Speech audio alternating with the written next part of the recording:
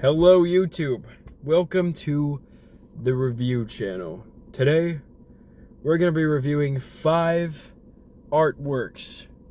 That's right, make sure you like, subscribe, hit that bell in all things that you do when you watch a video. And if we don't talk about art, it's going to go away. And if it goes away, we lose our creativity, if we lose our soul, we lose our passion. Today's theme, the video theme, is going to be theme itself and meaning. Some piece of art that has no meaning to you could have meaning to someone else. Alright, first artwork. This is from the Berkes makers of Siberia. This is the horned creature shoulder tattoo. I believe this was found on like the world's most best preserved woman in Siberia. She's like a Siberian warrior, but they found a tattoo on her body and they're able to still see the tattoo, which is pretty cool. When you look at it, it's recognizable. You're like, oh, it's a deer. But then the more you admire it and analyze it, the less it makes sense. And the less it makes sense, the cooler it gets, because I mean, what is going on with the horns and stuff? Like, are they bushes? Are they clouds? The horns themselves are definitely the main interest. The main interest point. They're supposed to catch your eye in a way that's like almost hypnotizing, like because deer use their antlers as like defense, and like deer are seen as like protective of other deer.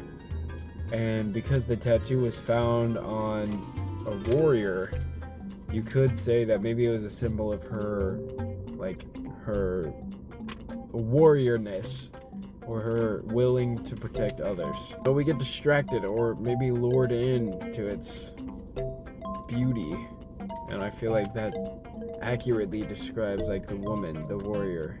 I think it's a very cool tattoo. I like looking at it. I'm sure there was somebody like that would get a tattoo like that nowadays. Artwork number 2 from the Dawn Sun makers from Red River Delta. I believe this is a drum. It's said to be from 300 to 200 BCE. I guess what I like about it is the outer ridge of it. I like to think that maybe the outside was used as like made some other kind of instrument, made some other kind of noise besides just drums. Instruments often make noise. I know Vietnam back in this era, Vietnam was music was a huge part of the Vietnam culture, and there's lots of old dances you can see paintings of, or like history texts, dancers. I think the drum is cool because they made something that means a lot to them and looks cool, but is also practical and like could be used in like future traditions and celebrations. Their drumsticks they used were probably way bigger than the drumsticks we use now. One of the main things that I like about the drum is you can see all the some of the drums have like depictions of festivals or dancers on the side, which is pretty cool because that's what the drums are used for. It was also like the first ever, it was almost like a prototype of drums that they used. It was like one of the first drums that they had made in that time. And it's a pretty hefty piece of work, and they put a lot of detail into it, and to see things like that are like heavy and like detailed, that would take a while to make in these days, is just cool to see it made in those days. Music has always been a connector and always brought people together to make art, and I think the drum represents that pretty well. Art number 3 from the Kuba makers from Democratic Republic of the Congo. We have the helmet mask of Woot, Bloom, and the Gadia Moche. These masks were worn by performers in performances. One thing that I would say interesting about the masks is they're all outlined with fur, and they all have fur that's like a part of it. And I think it's because that culture, the Kuba people, were huge on hunting, and it's just cool that they didn't like waste any of the animals. And we can see that. I mean, every single mask has like animal parts in it, or animal like fur, and like some have bones and stuff. So obviously hunting was very important to them because all of their entertainment included it. And a lot of the masks like replicated what the warriors and hunters look like. And so I think that's cool how they implemented something so important to them into entertainment.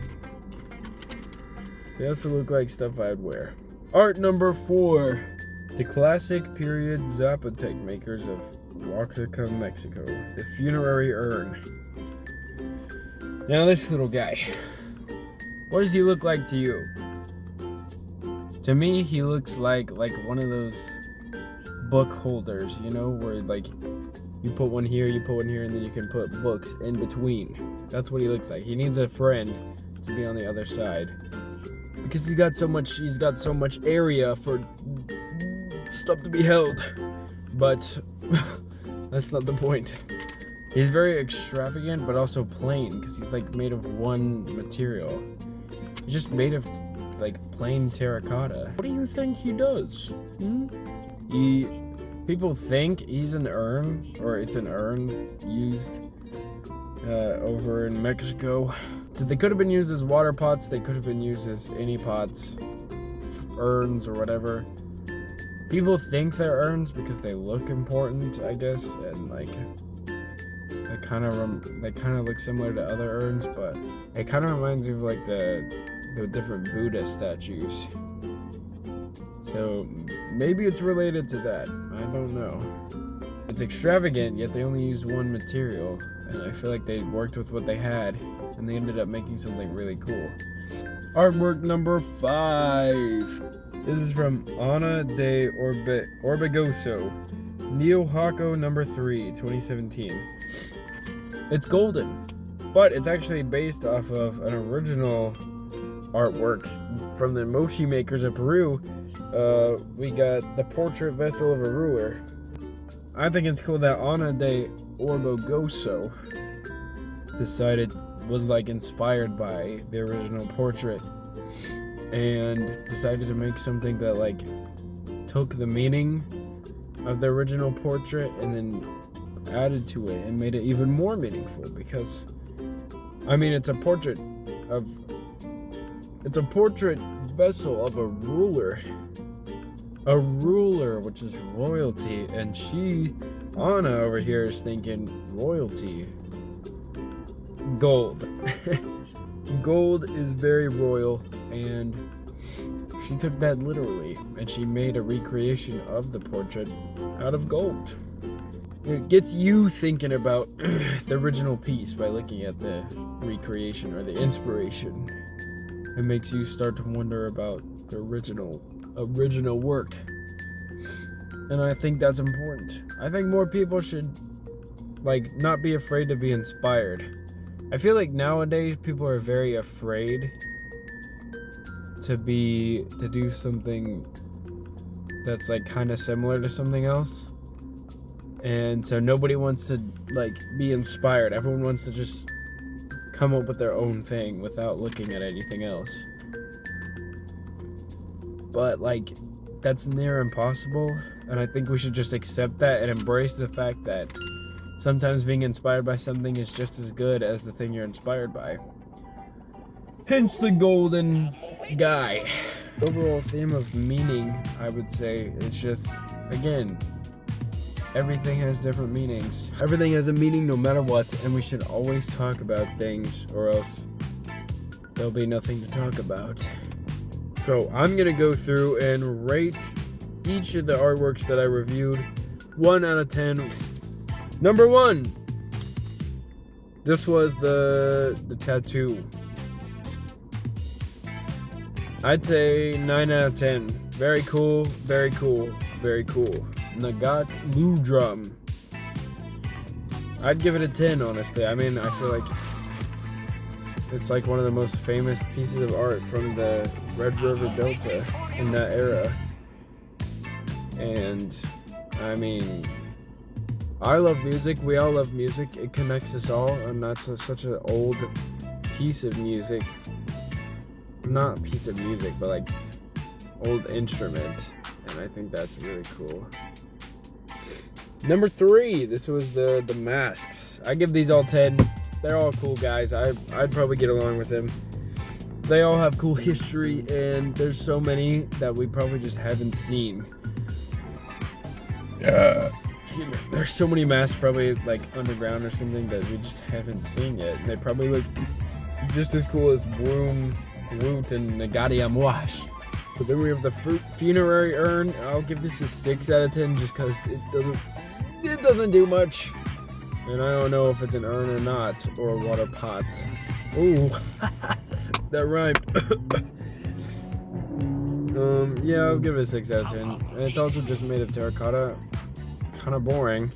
Number 5, this was the portrait and the gold recreation. 10 out of 10. Very cool. It inspired inspiration. Boom, boom. Alright guys, make sure to like and subscribe and hit that bell. And let me know if you rate this video from 1 out of 10. And maybe one day, in thousands of years from now, people will be watching this video and reviewing me.